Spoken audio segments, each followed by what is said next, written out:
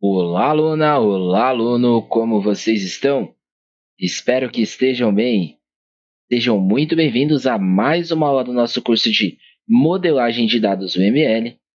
Como prometido, a partir desta aula, nós iremos abordar um novo tipo de diagrama que também faz parte do grupo de diagramas estruturais. Nós falaremos e teremos algumas aulas para aprender um pouco a respeito sobre diagramas de componentes, tá bom? Então, assim como o diagrama de classes, o diagrama de objetos, nós tivemos algumas aulas teóricas e após nós fomos para a parte prática, assim também será para o nosso diagrama de componentes. Então, primeiro nós vamos entender de forma teórica o que ele é, para que ele serve, quando, como se utiliza, como que cria, principalmente, para que então nós possamos colocar a mão na massa e entender o conceito na prática, tá bom? Bom, diagrama de componentes. O diagrama de componentes ele é essencial para criar um sistema de software. Eles também podem ser feitos usando um software de diagramação ML e ajudam a sua equipe a entender a estrutura de um sistema existente e a criar novos sistemas. Calma aí que o conceito está bem superficial. Vamos aprofundar um pouco mais sobre isso daqui, ó. O diagrama de componentes mostra o relacionamento entre diferentes componentes de um sistema. Para fins de UML 2.0, o termo componente refere-se a um módulo de classes que representa sistemas ou subsistemas independentes com capacidade de interagir com o restante do sistema. Para isso, existe uma abordagem de desenvolvimento em torno de componentes, o desenvolvimento baseado em componentes, que na sigla em inglês se chama CBD. Bom, até aqui eu falei aramaico para a maioria, eu acredito que sim. Então vamos entender um pouco melhor sobre o que nós lemos até aqui. Primeiramente, o que são componentes, tá? Nós falamos dentro da parte de software, engenharia de software, arquitetura de software, que os componentes eles são partes de um determinado software e essas partes elas possuem, na verdade, três conceitos básicos, tá bom? Então, existem componentes que são componentes de entrada.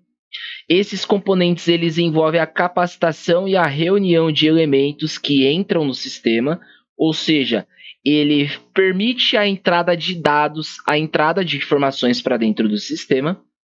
Aí nós também temos um segundo tipo de componente, que é o componente de processamento, beleza? Que aí esse componente de processamento, ele faz os processos de transformação que convertem a entrada dos dados que foi feito daquele primeiro componente de entrada, beleza? E aí nós temos o terceiro tipo de componente, que é o componente de saída, que ele faz as transferências de elementos produzidos na transformação até o seu destino final. Ou seja, entrei com uma informação, fiz uma determinada ação, isso teve a característica de componentes de entrada. Essas informações, essas ações, teve o determinado processamento, ou seja, o componente de processamento, e no fim ele vai me dar um resultado, vai me dar algum retorno, vai trazer alguma informação, vai gravar alguma informação no determinado sistema. Isso depende muito da funcionalidade do que eu estou fazendo, mas por fim vai ser o quê? Um componente de saída, que vai me dar o elemento final. Beleza? Então, quando nós estamos falando de diagramas de componentes, nós temos que ter isso em mente, que os componentes eles podem ser partes de um determinado sistema, beleza? E que essas partes elas são divididas em três. Existem as partes do sistema que são usadas para captação de dados, ou seja, entrada dos dados. Existe outra parte do sistema que é para o processamento desses dados que entraram. E existe uma última que é a saída, ou seja, o retorno daquilo que entrou e teve o seu processamento, ou seja, o resultado. Uma tela que vai ser exibida informações de busca, alguma gravação dentro do banco de dados a partir de informações que nós imputamos, depende e é variável quanto a isso. Beleza? Então, esses componentes que são entrada, processamento e saída, eles são baseados no conceito de desenvolvimento baseado em componentes, que é o CBD. beleza? O que o CBD faz? Ele permite com que os programadores consigam fazer a reutilização de determinados componentes em outros projetos ou em outras partes do mesmo sistema ou até mesmo em outros sistemas, em outros produtos, por exemplo. Vou dar um exemplo. Imagina que eu sou um desenvolvedor front-end e aí eu crio por dia ou por semana vários sites, independente de ser loja virtual, produto cosmético, perfumaria, peças automotivas, enfim. E aí eu tenho um padrão que geralmente quando eu faço a criação do menu para os meus sites, eu tenho home, sobre, contato e produtos, beleza? Então eu tenho um menu que envolve essas 5 funcionalidades ou essas 5 páginas. Digamos que eu fiz um site para a Natura. A Natura teve lá o home, sobre, contatos e os produtos. Só que agora eu vou criar um site para a Michelin, por exemplo, empresa lá de pneus. Eu também vou precisar ter o home, o sobre, o contato e os produtos, tá? Para que eu vou criar do zero se eu já tenho isso pronto em outro lugar? Então, o conceito CBD, ele é justamente esse reaproveitamento daquilo que nós já temos, ou seja, dos componentes que já estão prontos, e aí entra naquele quesito. Independente se é um componente de entrada, se é um componente de processamento ou se é um componente de saída, eu faço o reaproveitamento dele em outros lugares. Como eu mencionei anteriormente, possa ser que seja no mesmo produto, no mesmo serviço, no mesmo projeto, como possa ser que seja em outros locais, em outros produtos, em outros projetos ou em outros serviços. Beleza? Agora voltando ao conceito do diagrama de componentes. Para que serve o diagrama de componentes numa visão mais simplificada? Justamente para fazer a ilustração desses componentes, ou seja, dessas partes do sistema, dessas partes do serviço, dessas partes do produto, independente se seja de processamento, de entrada ou de saída, tá bom? Agora, dando continuidade. O diagrama de componentes identifica os diferentes componentes para que todo o sistema funcione corretamente. Então, todos os componentes que são pertinentes à entrada, todos os componentes que são pertinentes a processamento ou todos os componentes que são pertinentes à saída, o diagrama de componentes faz a identificação e tem uma visão ampla para que o sistema, ele funcione corretamente. Beleza? O mais comum em uma abordagem de programação orientada a objetos é o desenvolvedor sênior usar o diagrama de componentes para agrupar classes com base em um objeto comum para que o desenvolvedor e outras pessoas envolvidas analisem o projeto de desenvolvimento de software de uma forma mais genérica, beleza? Então, olha só que importância tem essa última parte aqui do nosso texto. Então, entendemos que o diagrama de componentes ele é usado voltado à programação orientada a objetos, quando nós falamos de objetos de um sistema, beleza? E nós vemos que o desenvolvedor sênior, ele geralmente tem conhecimento nesse tipo de diagrama, porque geralmente ele faz a criação disso para simplificar a codificação que ele fez do determinado projeto, para que as pessoas envolvidas elas consigam fazer as análises do projeto de uma forma mais genérica. E aí o que ele geralmente faz? Ele faz o agrupamento das classes com os objetos. Então isso está bem fresquinho na nossa cabeça, porque os 2 diagramas anteriores nós aprendemos e entendemos o que é classes e o que são objetos também, né? Então não preciso bater muito nessa tecla, nem entrar na forma granular, mais detalhista sobre isso, porque nós vimos em aulas anteriores, beleza? Então aqui nós já temos um entendimento do porquê, de como e de quando se utiliza o diagrama de componentes. Agora, o que nós precisamos verificar além disso? Os benefícios que o diagrama de componentes oferece. Então, olha só, embora o diagrama de componentes pareça complexo à primeira vista, ele é indispensável na criação do seu sistema. Por quê? Ele imagina a estrutura física do sistema, ele presta atenção aos componentes do sistema e como eles se relacionam, e ele também enfatiza o comportamento do serviço quanto à interface. Então, ele enfatiza o comportamento entre o front-end e o back-end de uma forma mais clara, beleza?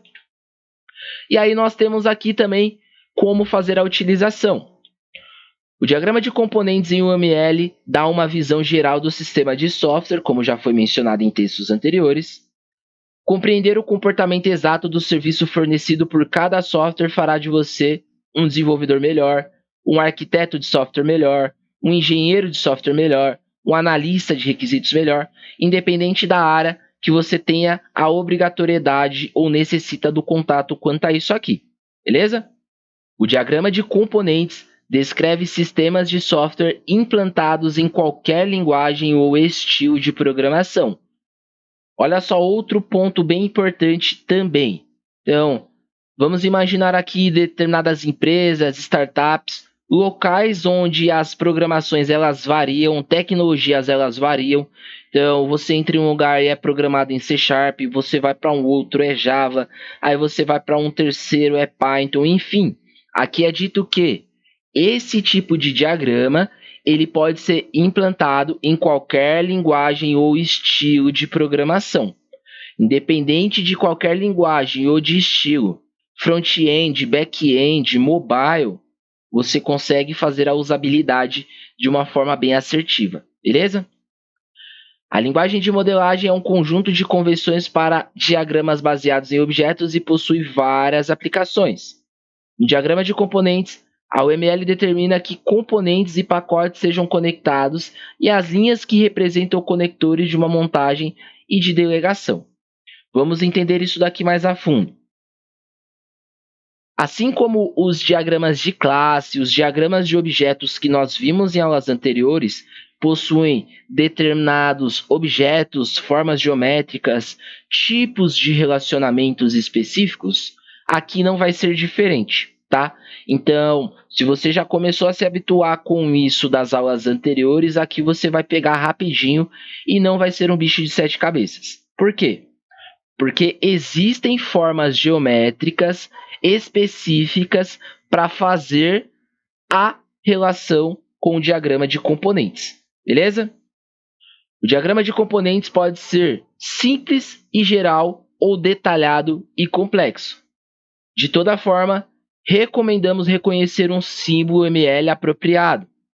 Veja a seguir os tipos de formas mais comuns ao ler e criar um diagrama de componentes. Vamos lá. Bom, o primeiro símbolo que nós temos existente dentro do diagrama de componentes, obviamente chama-se símbolo de componente. Entidade necessária para executar uma função de estereótipo. O componente fornece e consome comportamento em interfaces ou por meio de outros componentes. Considere componentes como um tipo de classe, beleza? Na UML 1.0, o componente tem uma forma de bloco retangular com 2 triângulos menores saindo da seta lateral.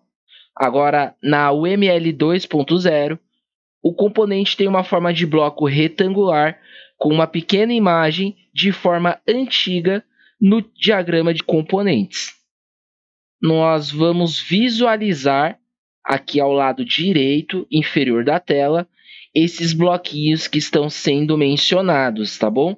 Então é dito ali, ó, o primeiro com 2 retângulos menores é esse carinha aqui e o segundo seria esse daqui, beleza?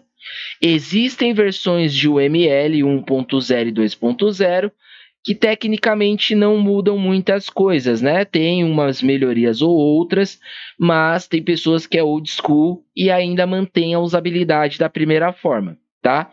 Então, o símbolo de componente no qual nós acabamos de falar, existem 2 meios de serem criados.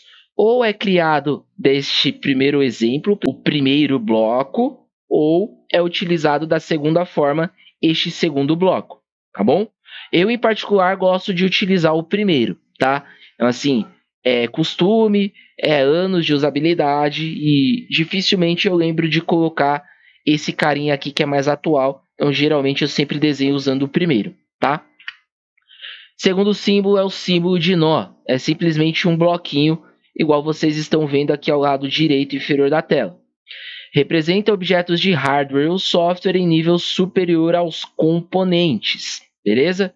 Então, nós temos camadas, nós vamos entender isso na prática, mas nós vamos entender que as camadas, elas são ou profundas ou superficiais. Então, quando nós vamos falar sobre os nós, são representações de hardware ou software em nível superior aos componentes.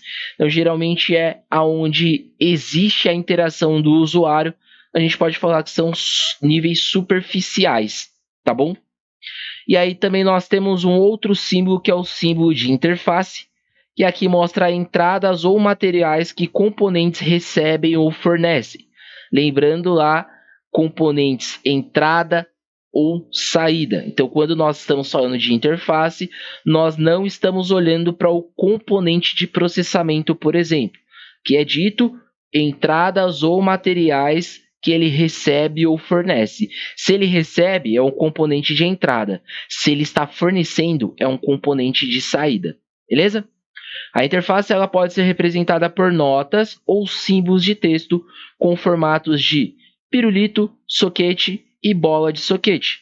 Então, aqui nós estamos falando que existem também duas opcionais. Existe apenas essa de interface ou essa outra onde também é acrescentado os atributos, assim como os diagramas que nós vimos nas aulas anteriores, beleza? Aí nós temos também o símbolo de porta, que seria esse quadrado com este risquinho aqui, que ele especifica um ponto separado entre o componente e o ambiente. O símbolo de porta é um pequeno quadrado, então é esse que vocês estão visualizando aqui. O que vale ser ressaltado? Olha só, um ponto de interação separado entre componente e ambiente. Aqui nós estamos falando sobre componente e o ambiente onde esse componente se encontra. O que é o ambiente? Geralmente é onde ele está hospedado, né? Onde ele está armazenado, onde ele está localmente, e por aí vai. Vamos entender isso quando tiver as necessidades práticas, beleza? Também temos o símbolo de pacote. Agrupa vários elementos do sistema e é representado por pastas de arquivos. Assim como as pastas de um arquivo agrupam várias folhas, o pacote pode ser desenhado em torno de vários componentes, beleza? E aí nós temos também um símbolozinho ali ao lado direito inferior da tela. E aí nós temos também o símbolo de notas. Com ele, os desenvolvedores fixam uma meta-análise no diagrama de componentes. Aqui seria uma espécie de comentário que você consegue fazer. Então, você vai colocando as notinhas e vai fazendo comentários ao decorrer, se necessário, né? Uma explicação breve, um detalhamento maior, alguma coisa nesse sentido. Símbolo de dependência é o nosso último até então, tá? Ele mostra que uma parte do sistema depende da outra. A dependência é representada por linhas tracejadas que vinculam um componente ou elemento ao outro, beleza? Então aqui seria a setinha que faz a relação entre os diagramas, por exemplo, tá? Então quando eu falar que um componente tem dependência do outro, eu vou fazer uma relação usando a linha pontilhada, beleza? Bom, galera, não vou me estender muito. Eu acho que o conteúdo dele já está bem massivo até aqui. Teremos outras aulas teóricas para complementar o que nós começamos a estudar agora, pois existe aqui ainda algumas coisas para nós aprofundarmos, para comentarmos, para olharmos com mais calma antes de fazermos a prática. Então eu vou me despedindo por aqui, porém, próxima aula nós daremos continuidade com base de onde nós paramos, beleza? Espero que vocês estejam entendendo, principalmente que vocês estejam gostando. O curso ele é preparado literalmente para nós abordarmos de forma detalhada e minuciosa todos os diagramas que são compostos dentro da OML. Vou me despedindo por aqui, fiquem com Deus e até breve.